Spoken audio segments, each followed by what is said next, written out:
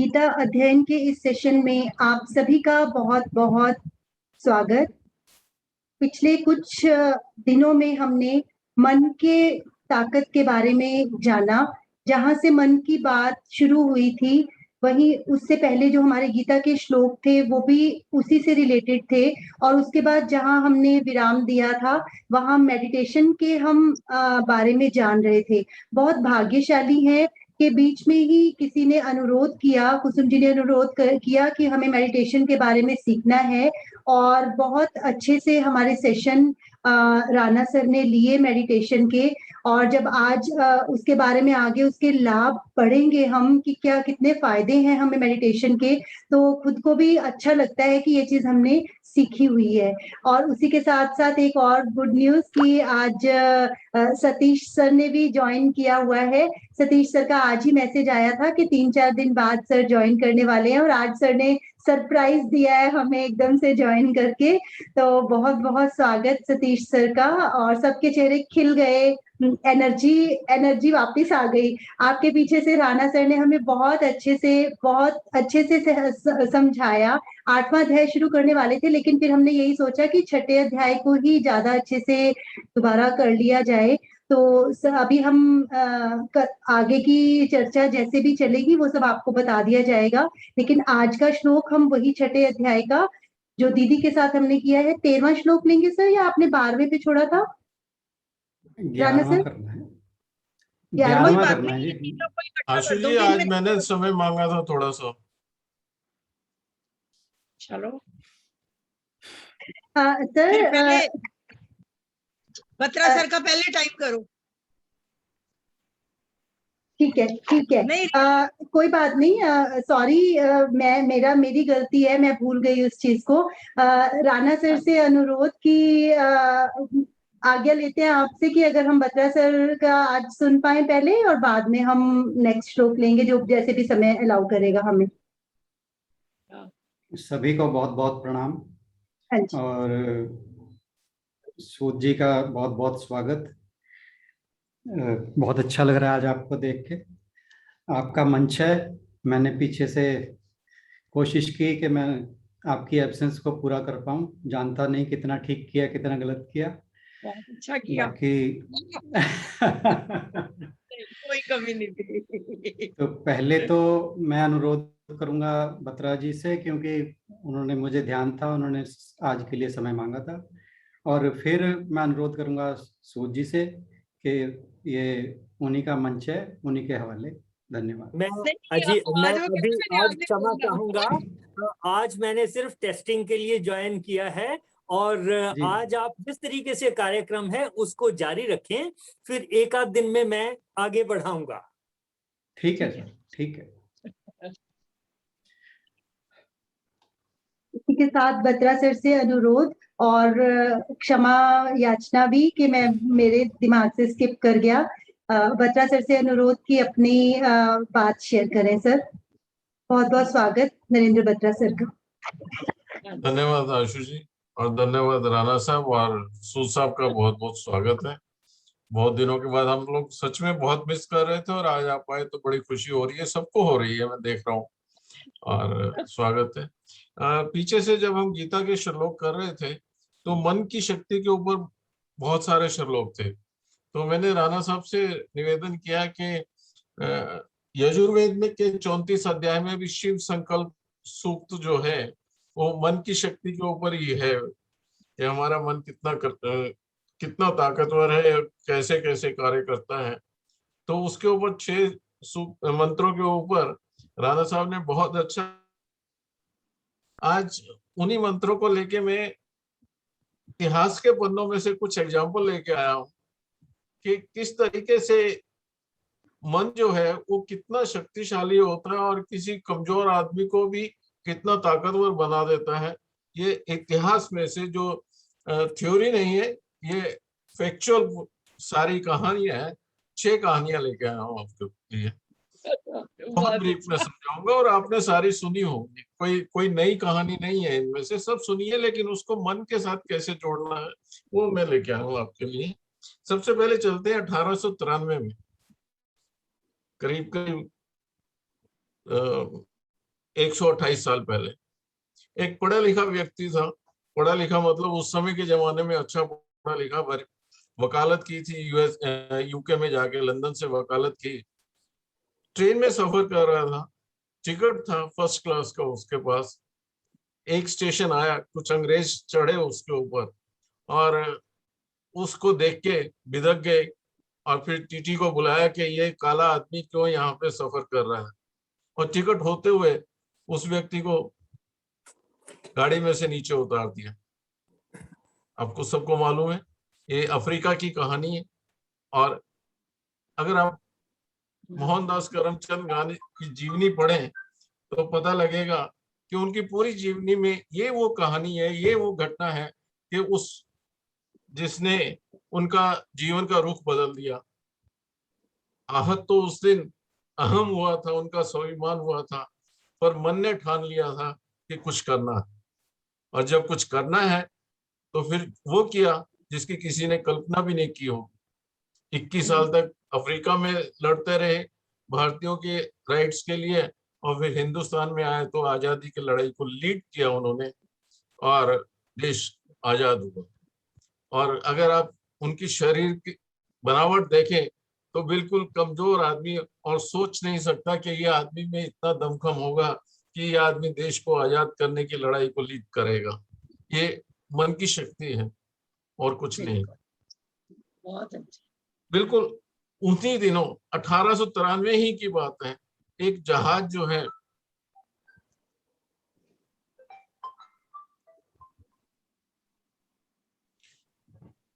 Ship Japan से Canada जा रहा था और हिंदुस्तान के 2 व्यक्ति उसमें यात्रा कर रहे थे। एक थे नुसरवान जी टाटा, जमशेद जी नुसरवान जी टाटा, और एक थे स्वामी विवेकानंद। स्वामी विवेकानंद केवल 39 साल जिए थे, उनकी लाइफ जो है सिर्फ 39 ईयर थी। और उस समय, जिस समय की मैं ये घटना बता रहा हूँ, उस समय वो 30 साल के थे और दोनों अपने अपने क्षेत्र में मशहूर थे। मिले जहाज पे, बातचीत हुई। बातचीत करते हुए स्वामी विवेकानंद ने पूछा कि कहाँ जा रहे हैं आप, क्या करने जा रहे हैं। तो जमशेद जी टाटा ने जवाब दिया कि मैं लंदन जा रहा हूँ, इंग्लैंड, और वहां पे मैं स्टील की फैक्ट्री हिंदुस्तान में लगाना चाहता हूँ, उसके लिए लेने जा रहा हूँ। तो स्वामी विवेकानंद ने एक आइडिया दिया उनको। कहते कहते एक काम करना, आप सिर्फ स्टील नहीं लेके आना, स्टील का प्लांट नहीं लेके आना, वो जो साइंस है, टेक्नोलॉजी के अलावा जो मेटलर्जी साइंस है, उसकी इंस्टीट्यूट बनाओ, ताकि बाद में जो डेवलपमेंट हो वो हिंदुस्तान में हो सके। जब छोटा सा एक आइडिया था, और शायद खाने के ऊपर बात करते हुए इतनी सी बात हुई होगी, लेकिन वो छोटा सा आइडिया एक बीज रूप, एक फर्टाइल मन के ऊपर पड़ा। जब ये लंदन गए और उनसे कहा कि मेरे को टेक्नोलॉजी भी चाहिए और उसके बाद साइंस भी चाहिए, तो कहते अगर हिंदुस्तानी जो है वो स्टील बनाएंगे तो हम क्या करेंगे। उन्होंने टका सा जवाब दे दिया और इंग्लैंड से जमशेद जी टाटा खाली हाथ वापस आए। बाद में यूएसए गए, वहां से इन्होंने टेक्नोलॉजी भी मिली और जमशेदपुर में Tata iron and steel company जो है वो बनी। अब वो दिमाग में एक आइडिया पड़ा हुआ था कि साइंस करो। उस समय जितनी नुसरवान जी टाटा की प्रॉपर्टी थी, उसका 1/6 16% यानी 6वां हिस्सा उन्होंने बेच के बेंगलोर में एक इंस्टीट्यूट एस्टेब्लिश किया, इंडियन इंस्टीट्यूट ऑफ मेटलर्जिक साइंसेस। आज भी वो इंस्टीट्यूट है, वर्ल्ड फेमस रिप्यूट का वो इंस्टीट्यूट है, इंडियन इंस्टीट्यूट ऑफ साइंसेज आज उसका नाम है। और वहां से कितने साइंटिस्ट निकले हैं और जिन्होंने देश की तरक्की में कंट्रीब्यूट किया है। और वो TISCO, Tata iron and steel company, जब देश का औद्योगिकरण होना था, हर फैक्ट्री को हर घर में स्टील चाहिए था, वो स्टील की जरूरत उस फैक्ट्री से पूरी हुई। ये होता है एक छोटा सा बीज अगर सही जगह पे पड़ जाए और मन में समा जाए कि हाँ मेरे को ये करना है, तो फिर कोई रोक नहीं सकता। बिल्कुल। ये दो कहानियां थी 1893 की। थोड़ा सा और पीछे चलते हैं, 1838 बालहट की कहानी सुनाता हूं। सुनी होगी, आप सबने सुनी होगी। शिवरात्रि थी, मूलचंद, उनके पिता ने उनको जबरदस्ती ले गए कि शिव जो कल्याणकारी है, सबका मंगलमय करता है, उसके दर्शन होंगे, सारी रात पूजा करनी पड़ेगी। और बैठे, 13 वर्ष थी उम्र उनकी, मूलचंद जी की। और 11 बजते बजते जितने भक्त लोग थे सबको नींद आनी शुरू हो गई, सबको इधर लुढ़क गया उधर लुढ़क गया, लेकिन मूलचंद की तो शिव को देखने की इच्छा थी। और इतने में देखा कि एक चूहा आके वो जो प्रसाद चढ़ा है वो खा रहा है, मूर्ति के ऊपर चढ़ रहा है। तो ये तो कहते हैं ये कैसा शिव है। तो सुबह हुए तो घर आ गए और खाना पीना शुरू कर लिया। और मदर कहने लगे कि जब तक पूजा कंप्लीट नहीं होती खा नहीं सकते। कहते नहीं, मैं तो शिव की पूजा ही नहीं करूंगा, ये शिव है ही नहीं। पिता कहते नहीं ये शिव ही है। कहते नहीं, ये शिव कैसा है, जो अपनी रक्षा नहीं कर सकता तो हमारी रक्षा कैसे। नहीं, असली शिव तो है वो कैलाश पर्वत पे रहता है, ये तो उनकी मूर्ति है। कहते मैं कैलाश पर्वत पे जाके असली शिव को ही मिलूंगा। ये बालहट था। लेकिन इस बालहट ने क्या दिया देश को? इस बालहट ने स्वामी दयानंद दिया देश को, जिसने सत्याग्रह प्रकाश नामक अमर ग्रंथ दिया। देश की आजादी में भाग लेने वाले ज्यादातर लोग जो क्रांतिकारी थे वो स्वामी दयानंद की शिक्षा से प्रभावित थे। भगत सिंह के दादा जो है वो आर्य समाज के सदस्य थे। और देश, वो स्वामी दयानंद पहला व्यक्ति था जिसने घोषणा की कि विदेशी राज्य जो है कितना भी अच्छा क्यों ना हो, स्वदेशी राज्य की मुकाबला नहीं कर सकता। स्वतंत्रता की नींव उन्होंने डाली, आजादी की लड़ाई की, सामाजिक कुरीतियों को दूर करने का बीड़ा उन्होंने उठाया। ये सब वो बालहट, ये मन, सच्चे शिव की खोज में उन्होंने विश्व को आर्य बनाने का बीड़ा उठा लिया।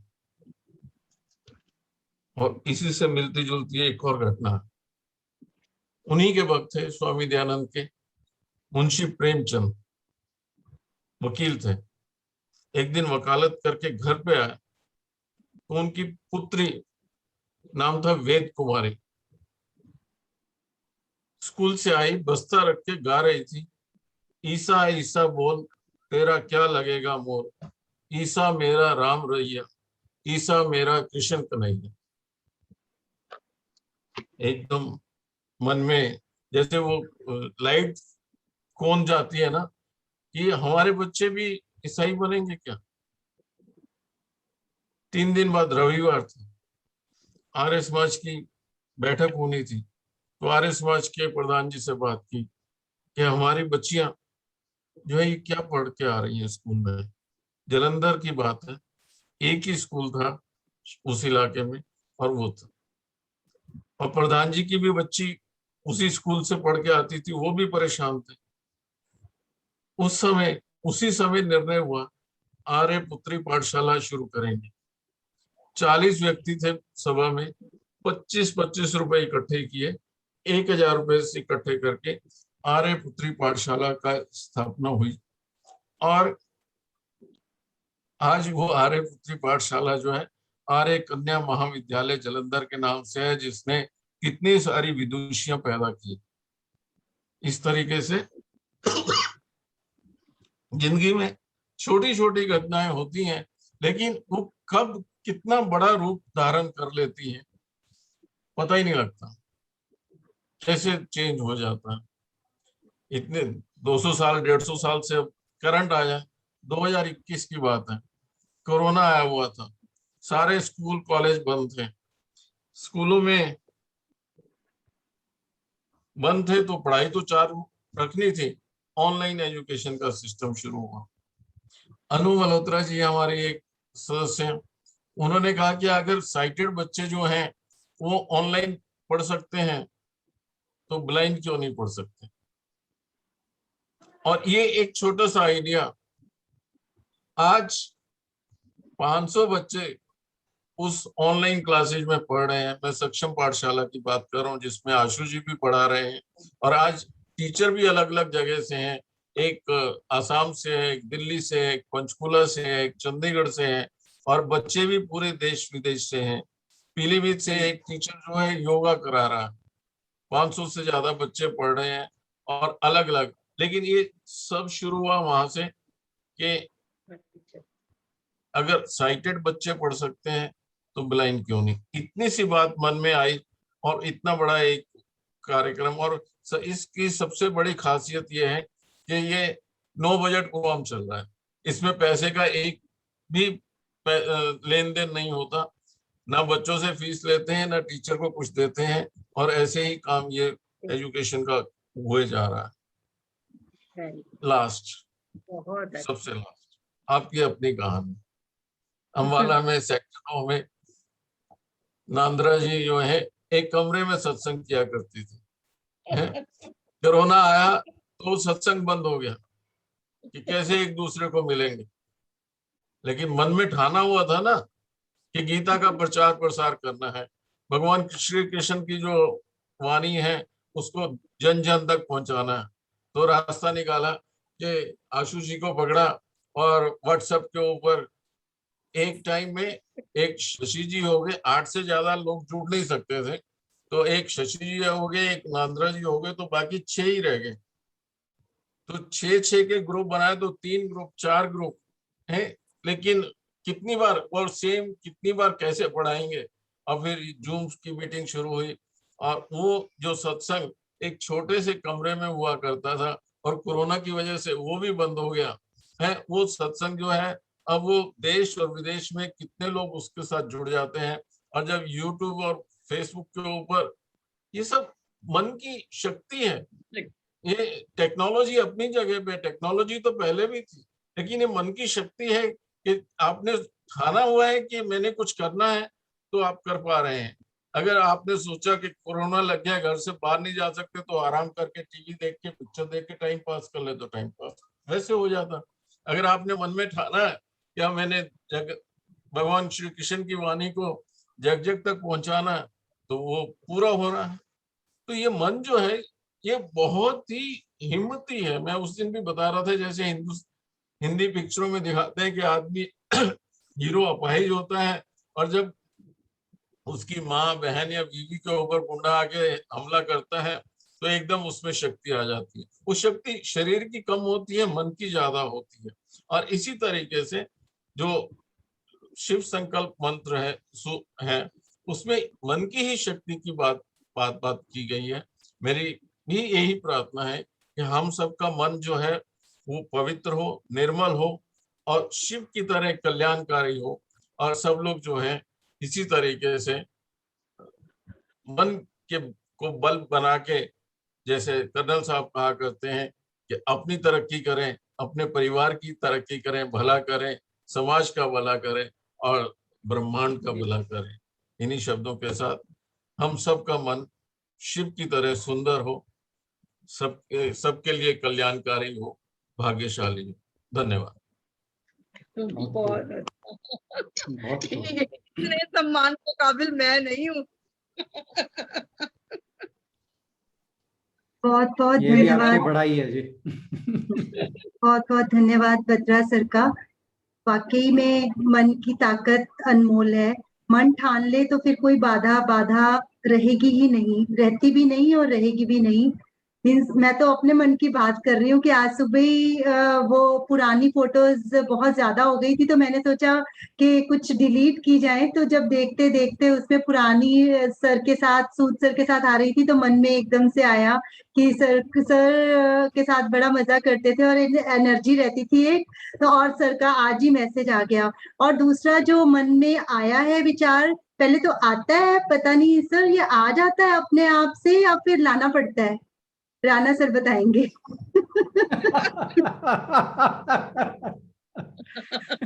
मुझे लगता है पहले आता है, शायद कुछ ना कुछ परमात्मा डालते हैं वो चीज, और फिर उसको पकड़ के चलना कहाँ से है, वो हमारा संकल्प रहता होगा। मीन्स एक और थॉट आज मन में आया बत्रा सर, वो ये है कि हमारा ग्रुप वाकई आपने, मैं कहने वाली थी अगर आप ना बोलते तो मैंने आपसे शिकायत कर दी थी कि आपने हमारे ग्रुप के बारे में कुछ कहा नहीं आज। तो आज ये मन में आया कि हमारा ग्रुप एक ऐसा ग्रुप बन जाए कि सब एटलीस्ट अंबाला का ही आया था अभी तक, तो बाकी अदरवाइज भी कहीं से भी किसी ने भी गीता पढ़नी है या कुछ भी होली बुक्स के बारे में, मैंने सर से और भी बोला था कि और भी हम ग्रंथों की चर्चा धीरे धीरे सोचते हैं कि करें, जैसे शिव संकल्प सूत्र पढ़े, तो किसी ने भी पढ़ना हो तो हमारे ग्रुप की तरफ नजर जाए कि हाँ वो ग्रुप में चलते हैं, वहां पर अच्छे से समझ में आएगा। परमात्मा करें कि सभी के सहयोग से ऐसा सार्थक हो ये सपना मेरा। बहुत बहुत धन्यवाद बत्रा सर का। और इसी के साथ राणा सर से निवेदन कि श्लोक अगर ले सकें तो है टाइम हमारे पास, और वो शायद ज्यादा डिफिकल्ट भी नहीं है सर श्लोक, अगर एक ले पाए हम। हाँ, मैं राणा सर से रिक्वेस्ट करूंगी, ये श्लोक कोई ज्यादा नहीं है सिर्फ, लेकिन हमारे कल के लिए कुछ चले जाते हैं जिसके लिए मैं सुजेशन सिर्फ थोड़ी सी अपनी तरफ से, कोई किसको क्या पसंद है वो नहीं मुझे पता, मैं वैसे बता रही हूँ कि जैसे हमारी 5:30 क्लास स्टार्ट होती है, 10 मिनट आशु जी पुराने श्लोक सुनेंगे और 15 मिनट मेरा जो श्लोक हमने शुरू करना है उस पे होगा, और 6 बजने में 5 मिनट पे आप ज्वाइन करना, और 6:10 तक आपका होगा, और 6:10 से लेके 6:25 तक 15 मिनट सतीश भाई साहब का, और 5 मिनट में जो हमारा सम अप करना है, और एग्जैक्ट 6:30 बजे हमारा प्रोग्राम जो है वो खत्म होना चाहिए। मैं अपनी तरफ से बता रही हूँ विचार, बाकी जैसे जैसे सामूहिक रूप से होगा उस हिसाब से सोचें, मतलब एक श्लोक को। हाँ जी दीदी, अभी वो प्लान कर लेते हैं। हाँ जी, वो प्लान कर लेंगे अभी बाद में ना कि कौन जैसे चल रहा है ना। 5 मिनट, थोड़ा 5 मिनट या 10 मिनट ले लो, वही बाद वाला टाइम हो जाता है ज्यादा, बीच में से लोग तकरीबन उठने शुरू हो जाते हैं। ठीक है, अभी सू साहब आए हैं, इनका तो 7 बजे तक चलन दो, सू साहब का तो सुनना है वो। कोई नहीं, ये चर्चा हम बाद में करते हैं, पहले एक श्लोक ले लें फिर बाद में डिस्कस कर लेते हैं इस चीज को। हाँ जी, बत्रा सर से निवेदन, सॉरी राणा सर से निवेदन कि श्लोक नंबर 11 लेंगे आज हम जी। हम 10वें श्लोक में हमने पढ़ा था कि शरीर और अंतःकरण को संयमित किया हुआ योगी एक अंत स्थान पर अकेला रहता हुआ आशा रहित और परिग्रह से मुक्त होकर निरंतर मन को आत्मा में स्थित करे। तो यहाँ पर भगवान जी ये बता रहे थे कि ध्यान में शुरुआत कैसे करनी है, तो उसी चर्चा को आगे बढ़ाते हुए भगवान जी फिर 11वें श्लोक में जो कहते हैं उसके लिए शशि बहन जी से आग्रह कि जरा श्लोक पढ़ दें। हाँ जी, ये श्लोक है, श्लोक नंबर 11। शुचौ देशे प्रतिष्ठाप्य स्थिरम आसनम आत्मनः नात्युच्छ्रितम नातिनीचम चैलाजिन कुशोत्तरम। स्थिरम, इसमें मेन वर्ड इसी में दिक्कत आती है, स्थिरम प्लस आसनम प्लस आत्मनः, मतलब कि आत्मनः अपने, आसनम आसन को, स्थिरम स्थिर करके, बाकी तो ठीक है। नाति उच्छ्रितम, ना अति उच्छ्रितम, ना ज्यादा ऊंचा हो, बाकी इसी है। शुद्ध भूमि पर कुश, मृगशाला और वस्त्र, ये जो चैलाजिन कुशोत्तरम लिखा हुआ है ये आसन के लिए एक सिमेट्री बनाई हुई। कुश, मृगशाला और वस्त्र बिछे हो, ना ज्यादा ऊंचा हो ना ज्यादा नीचा, ऐसे अपने आसन को स्थिर स्थापन करके। मेरे ख्याल से आगे साथ पढ़ दूं, तो खास इनमें नहीं, इकट्ठे ही आप एक्सप्लेन कर देना। नहीं, आप आज एक ही लेंगे जी। अच्छा, यही लेते हैं, उसके बाद करते हैं। हाँ जी, हाँ जी, हाँ जी। तो यहाँ पर भगवान जी विधि बता रहे हैं कि ध्यान या मेडिटेशन करनी कैसे है। सबसे पहली बात हुई है शुद्ध भूमि की। शुद्ध भूमि या तो जैसे गंगा का किनारा होता है या किसी भी नदी का किनारा, उसे हमेशा शुद्ध ही माना जाता है, तो उसमें ज्यादा विचार करने की जरूरत नहीं है। तो आप देखा होगा कि गंगा के किनारे बहुत लोग, बहुत संत लोग बैठ के मेडिटेशन किया करते हैं। तो या तो स्थान ऐसा हो या अपने घर के आसपास, घर के अंदर जो कोई शुद्ध सा कमरा है जिसमें ज़्यादा कोई दखल अंदाजी नहीं है, डिस्ट्रैक्शन नहीं है, उसको साफ सुथरा रख के, क्योंकि शुद्ध वातावरण का मन के ऊपर बहुत प्रभाव पड़ता है। अगर जहाँ हम बैठे हैं वो शुद्ध नहीं होगा तो हमारे मन में शुद्ध विचार नहीं आ पाएंगे। तो या तो तीर्थ स्थान हो कोई, या किसी नदी का किनारा हो, या पहाड़ पे भी जो ज्यादा उच्च विचार वाले योगी हैं और बहुत पहुंचे हुए संत जिन्हें सिद्ध पुरुष कहा जाता है, वो पहाड़ों पर गुफाओं में बैठ के करते हैं, हिमालय की गुफाओं में का। तो या ऐसी जगह हो। तो बात क्या है कि वातावरण बहुत शुद्ध और स्वच्छ होना चाहिए ताकि मन में शुभ और स्वच्छ विचार आए, और उससे फिर ध्यान की प्रक्रिया में मन ज्यादा स्थिर रहता है। फिर उसके बाद कही गई है बात कि स्थान ना अत्यंत ऊंचा हो ना नीचा हो, क्योंकि अगर ऊंचा होगा तो कई बार ये होता है कि बैलेंस बिगड़ने का डर रहता है। मन अगर जिस स्थान पर हम बैठे हैं वो लेवल का होगा, ठीक होगा, ज्यादा ऊंचा नहीं होगा, तो उससे क्या होगा कि आपको निश्चिंत होकर बैठे रहेंगे। ऐसे ही अगर ज्यादा नीचे बैठे हैं तो उससे कोई आसपास कीड़े मकोड़े आने की संभावना रहती है, उससे भी ध्यान में बाधा आती है।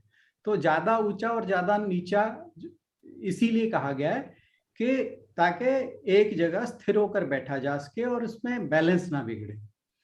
तो ऐसे अपने आसन को स्थिर करके, और फिर उस पे कहा है कि जिसपे कुश, मृगशाला और वस्त्र बिछे हों। कुश जो है वो एक्चुअली इंसुलेशन का काम करता है, क्योंकि अगर और दूसरा मृगशाला का भी यही काम है। फिर वस्त्र की जो बात कही गई है वो इसलिए कही गई है कि जब हम बैठें तो ऐसा ना हो कि बहुत गर्मी लगे या बहुत ठंड लगे।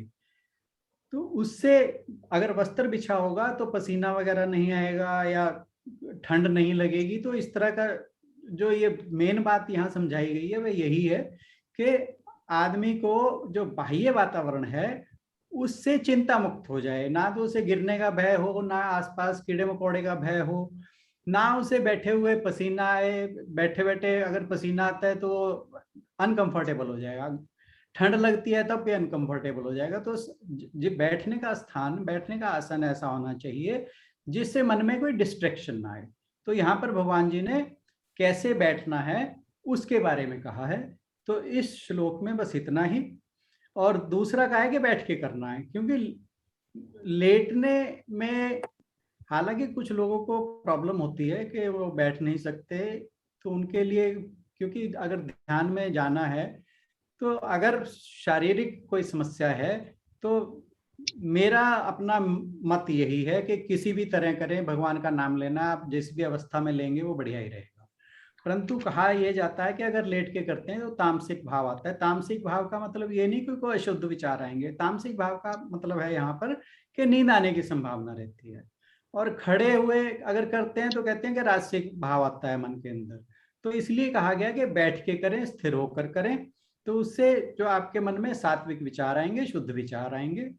तो इस श्लोक में बस इतना ही कहा है और हमें बताया कि विधि क्या, मतलब इस प्रोसेस को एक प्रोसीजर कहो तो ये बताने की कोशिश की गई है इस श्लोक में।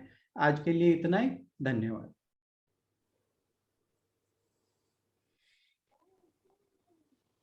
बहुत बहुत धन्यवाद राणा सर का। ये वाले श्लोकों में ये जो कुछ श्लोक हैं ये लगातार मेडिटेशन के बारे में ही बता रहे हैं हमें, और बड़ा अच्छा संयोग है कि साथ साथ हमारा मेडिटेशन का सेशन चल भी रहा है हर संडे को। तो सबको आराम से समझ भी आ गया होगा मेरे ख्याल से, इतनी दिक्कत नहीं होगी इन्हें समझने में। इसी के साथ दीदी से अनुरोध कि समापन की ओर बढ़े। हाँ जी। सर्वे भवन्तु सुखिनः, सर्वे सन्तु निरामया, सर्वे भद्राणि पश्यन्तु, मां कश्चित् दुःख भाग् भवेत्, मां कश्चित् दुःख भाग् भवेत्। गौ माता की परम कृपा से सुख समृद्धि का बसेरा, गोधन से दुख दरिद्र भागे, सब ग्रंथों का सार घनेरा। बोल गौ माता बोल की गौ माता की जय। ओम ओम ब्रह्म अर्पणम अस्तु। ओम ब्रह्म ओम अर्पणम अर्पणम अस्तु। ओम ब्रह्म ओम अर्पणम। अर्पणम अस्तु। हरिओम जी, सत्संग का बहुत आनंद आया और हमारी ये श्रृंखला नित्य प्रति बढ़ती रहे। बत्रा साहब की स्टोरीज बहुत अच्छी लगी, राणा साहब ने बहुत अच्छा बोला, और खैर आशु जी की मैनेजमेंट तो सबसे बढ़िया है ही यार। एक बात मैं कहूंगा, एक बात कहूंगा, जो आप कह रहे थे आशु जी, क्योंकि मैं श्लोक करना चाह रहा था पहले, इसलिए मैंने बोला नहीं कि मन में विचार कैसे आता है। तो इंग्लिश की एक कोट है कि that which you are seeking is also seeking you.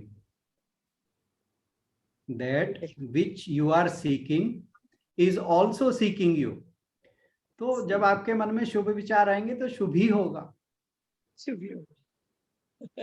इसलिए अगर आप शुभ विचार लाते हैं मन में तो वो शुभ घटना भी उसी हिसाब से घटती है। पर सर ये टाइम डिसाइडेड होता है, ये टाइम डिसाइडेड होता है। कई बार तो इतने अच्छे एनवायरनमेंट में हम थे तब भी ऐसे विचार नहीं आए। आप सोच के लगता है कि तब क्यों नहीं आया हमारे मन में ये विचार, तो ऐसा क्यों होता है? क्योंकि अब आप स्पिरिचुअली ग्रो कर रही हैं। नहीं, फिर वो टाइम इसका मतलब फिक्स्ड है उस चीज का, या इस बारे में कुछ भी कहना ना ठीक है ना जरूरत है। क्योंकि सर ये हमारे प्रारब्ध के मुताबिक हो सकता है, पुराने हमने जो कर्म किए हैं उसके अकॉर्डिंग हो सकता है। जिन चीजों में डिवाइन इंटरवेंशन है ना, वो डिवाइन पे छोड़ देनी चाहिए जी। सूद सर की हाजिरी में मैं बोला करती थी, सर वाली लाइनें बहुत सार्थक रही आज की चर्चा। आप सभी के सहयोग के लिए बहुत बहुत धन्यवाद। उम्मीद है कि जल्दी हमें सर से वो लाइनें सुनने को मिलेंगी। सर से अनुरोध कि 2 शब्द जरूर बोलें, सतीश सर से। आपका बहुत बहुत शुक्रिया सभी का। अर्जुन ने युद्ध से पहले गीता सुनी, उसके बाद जब युद्ध शुरू हो गया तो फिर गीता सुनने की जरूरत नहीं पड़ी, फिर उसको इम्प्लीमेंट करने की जरूरत पड़ी। ये जो बीच का समय मेरा निकला, मैं उसी स्थिति में से गुजरा हूं कि तब मुझे सब भूल गया, सिर्फ जो मेरे सामने युद्ध था उसके ऊपर सब कुछ फोकस था। उस समय गीता याद नहीं आती थी। जो संस्कार थे, जो पढ़ा था, सीखा था, उसको इम्प्लीमेंटेशन की बात चलती रही। और मैं मानता हूं कि आप सब में भी जहां कहीं भी कोई समस्या हो तो फिर आप उस सारी चीज को जो आपने सीखा है उसको मन में जितनी आ गई वो समा गई, उसके बाद पढ़ने की जरूरत नहीं पड़ती और इम्प्लीमेंट करने की जरूरत होती है।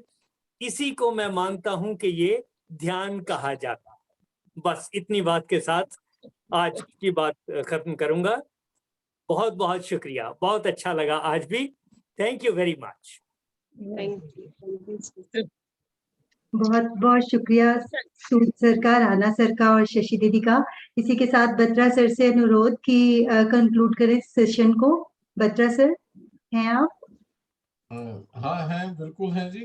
ये सूद साहब के लिए स्वागत के लिए रोज है। सूद साहब चला गया शायद, और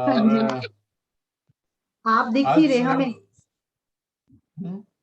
आप दिख नहीं रहे हमें। आप प्रकट होइए जी। हाँ सूद साहब, आपके लिए गुलाब का फूल लेके आया था मैं।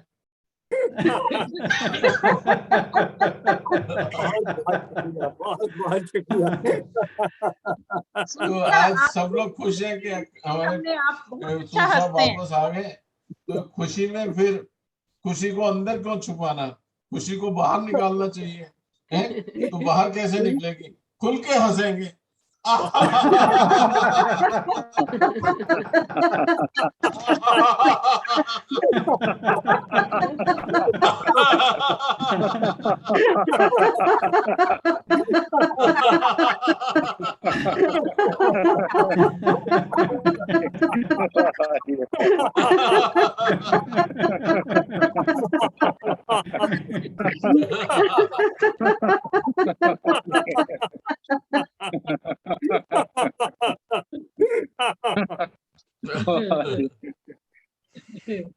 ओके जी, बहुत बहुत शुक्रिया आप सभी का, धन्यवाद, बहुत बहुत धन्यवाद।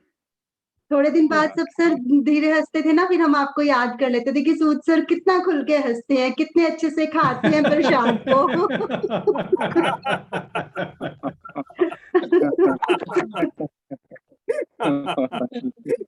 थैंक यू जी, थैंक यू। बहुत बहुत शुक्रिया।